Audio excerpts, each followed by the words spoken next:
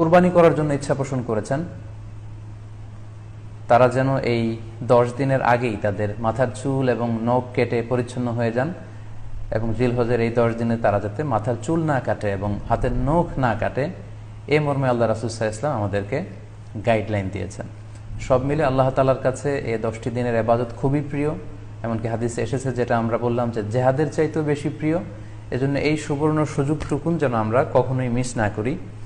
তাই আমাদের সাধ্যমতো আমরা যেন বেশি বেশি নফল ইবাদত করি। আমরা যেন সুযোগ হলে পুরো 10 দিন ব্যাপী আমরা চাইলে নফল সিয়াম রাখতে পারি, আমরা বেশি বেশি কোরআন তেলাওয়াত করতে পারি। বিশেষ করে তাহমিদ, তাহলিল এবং তাকবীর, আলহামদুলিল্লাহ, লা ইলাহা ইল্লাল্লাহ, আল্লাহু আকবার, এই জিকিরগুলো, এই আজকারগুলো পড়ে পড়ে যেন আমরা এই 10টি দিনকে মুখরিত রাখি।